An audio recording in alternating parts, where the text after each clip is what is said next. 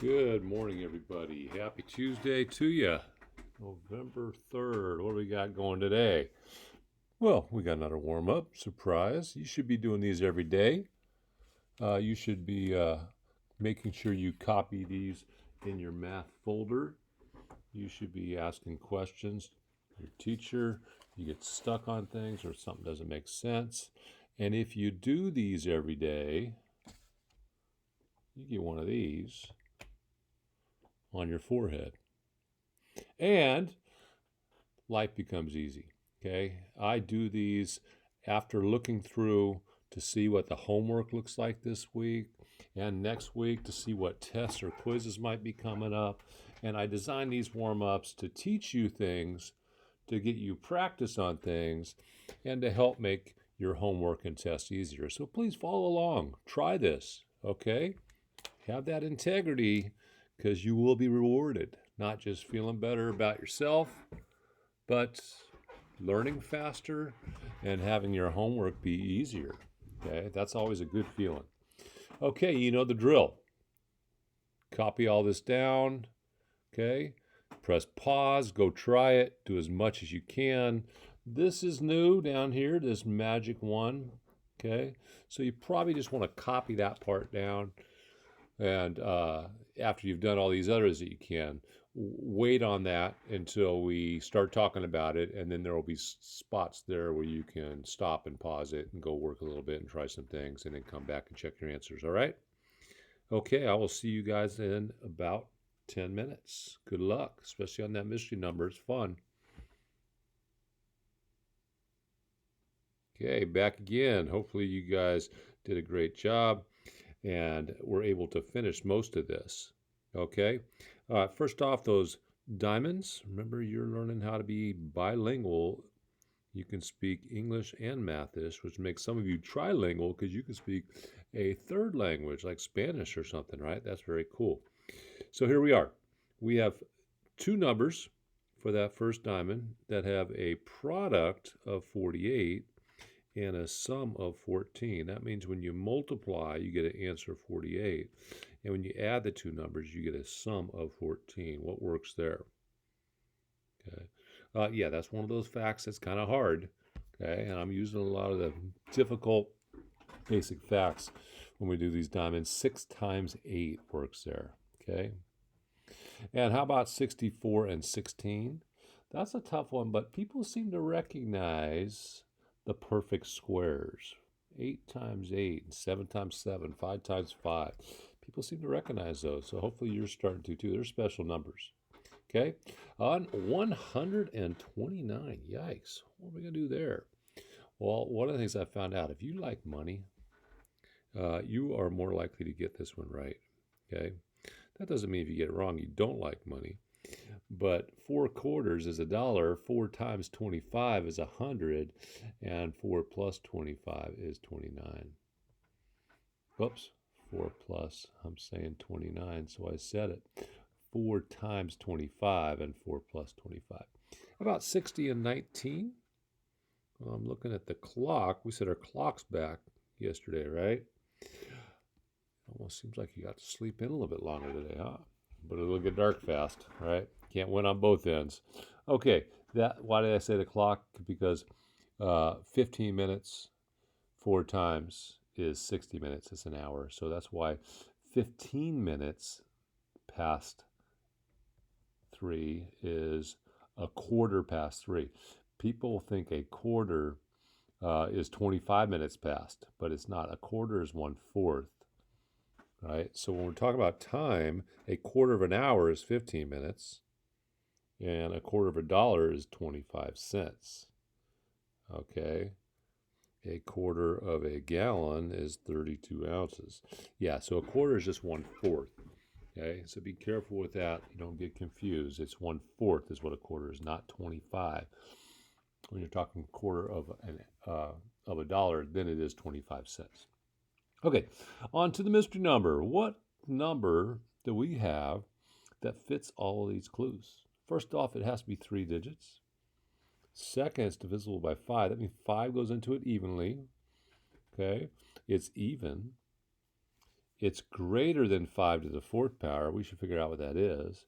It's less than, remember left hand, less than 30 to the 2nd power. That's not 60. It's 30 times 30, right? 30 times 30 is like 3 times 3, and move the decimal over twice because I had 30 and 30. So it's smaller than 900. 5 to the 4th power, 5 times 5 times 5 times 5, that's not 20. Right? That's 25 times 5. That's 5 20s and 5 5s. 5 20s is 100, 5 5. So that's 125. And I still have that last 5, right? So this is 5 times 125. That's $5.05. 625. So it's going to be bigger than 625, but smaller than 900. It's divisible by 5. So what's it going to end with? What's in the ones place? You got two choices. Remember all the 5s, 5, 10, 15, 20, they end in 5 or 0. So it ends in a 5 or a 0, but it's even. So what's it end in? Has to end in a 0. Has to end in a 0. Okay? Because it's even and it's divisible by 5. Okay. So what's going to work here? What will work here? 2 digits are the same. What does that mean? That means 2 of the numbers have to be the same. So that means, could it end in 0, 0? Well, if it ends in 0, 0, it's bigger than 625, but it's smaller than 900. It can't be 900 if it's smaller than 900. So the only ones that end in 0, 0 between 625 and 900 are 700 and 800. Okay, so 2 digits the same. It fits here because it's smaller than 900. All right, both those fit. It's even. Goes by 5. 3 digits. Okay, those look like it'll work. Right? Is that all that would work? No? You can probably find some more, right? I could find some where 2 digits are the same, like 660 and 770 and 880. Okay, you find another one, send me an email. I think that's all we got. All right, on to the incomplete generic rectangle. I don't know what goes here or here or here or here. So I'm trying to figure it out. Now 30 times something is 1,500. Well, there's 2 zeros there, so I think it's going to end in a 0.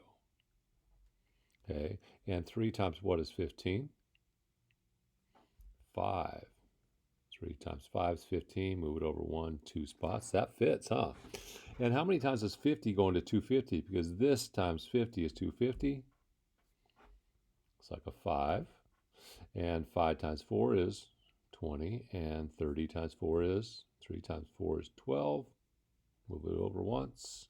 So my original problem was 54 times 35.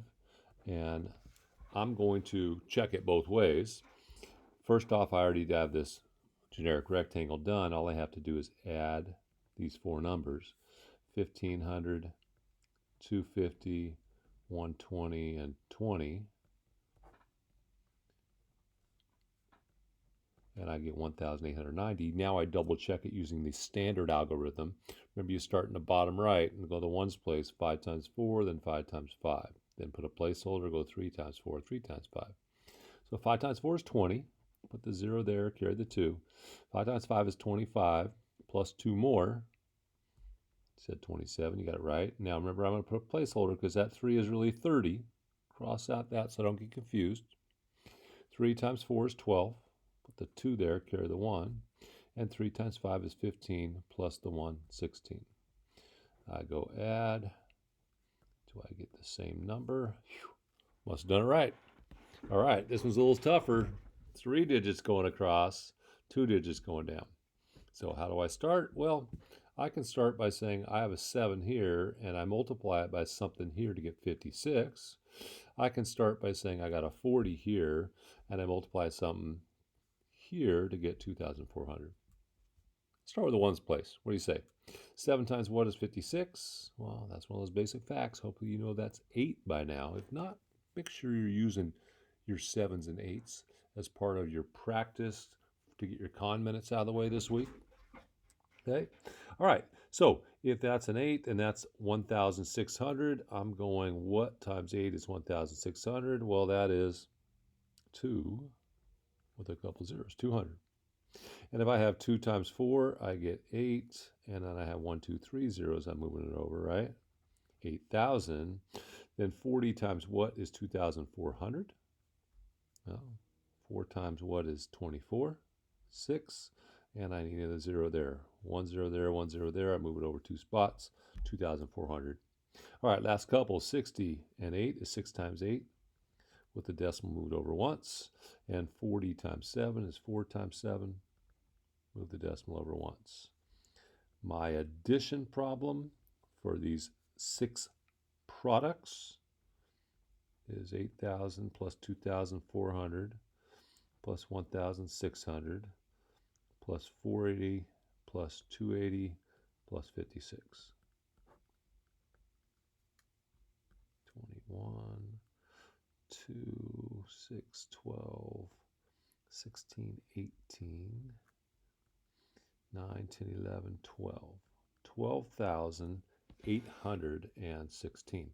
Let's take our original problem, original number that we figured out, and use a standard algorithm and double check.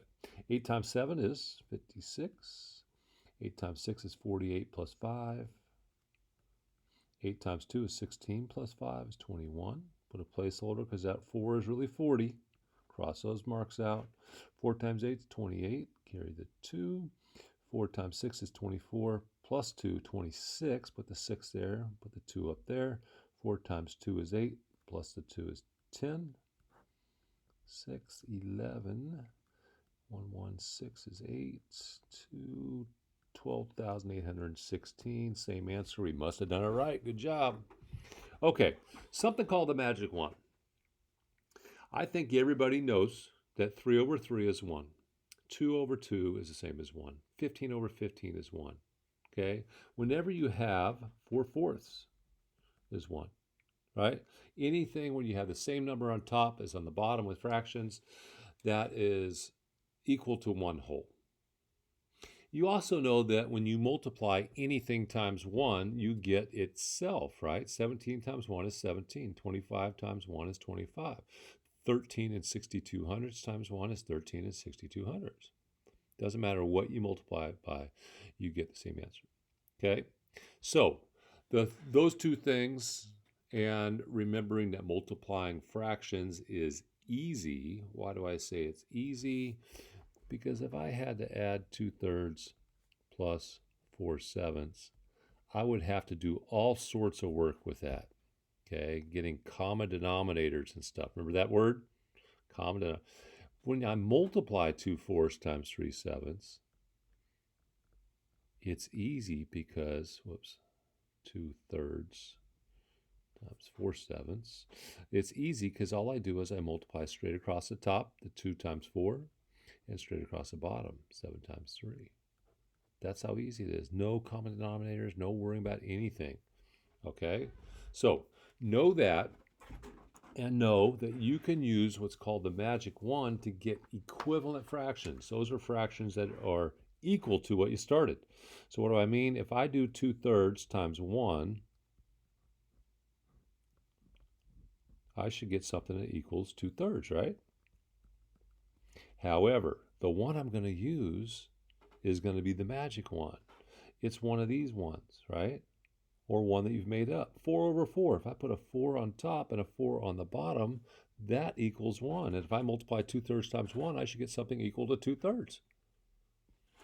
2 times 4 on top, 3 times 4 on the bottom. 8/12 is the same as 2/3. It's equivalent. That's an equivalent fraction.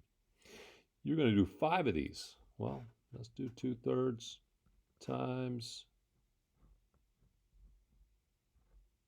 6 over 6. 2 times 6 on top, 3 times 6 on the bottom. 12/18 is the same as 2/3. Okay? 2/3 times 5 over 5. 2 times 5 on top. 3 times 5 on the bottom. 10/15 is the same as 2/3. It's equivalent. 2/3 times 7 over 7. 7 over 7 is the same as 1, right? 2 times 7 is 14. 3 times 7 is 21. 14/21 is the same as 2/3. Right? And 2/3 times, let's do a tough one. How about 25 over 25? That's equal to 1. It's like money. 2/4 is 50 cents. 3/4 is 75 cents. 50 over 75 is the same as 2/3. Okay, you get it? All right, let's do the 3/5 real quick too. And I'm just going to use the same values of 1, but I can use anything. 3/5 times 4/4 equals 12/20. I'm going to do some of this on the back. 3/5 times, let's go 11 over 11. 11 over 11 is 1, right? 3 times 11, 5 times 11, 33 55ths is the same as 3/5. 3/5 times 20 over 20. 3 times 20 is 60. 5 times 20 is 100. 60 hundredths is the same as 3/5. 3/5 times 8 over 8. 3 times 8. And 5 times 8. 24/40 is the same as 3/5. And one more. How about, let's do an easy one. 2 over 2. 3 times 2 and 5 times 2. 6/10 is the same as 3/5. That is how you can use the magic 1 to find infinite. Remember the symbol for infinity. Infinite equivalent fractions. Okay?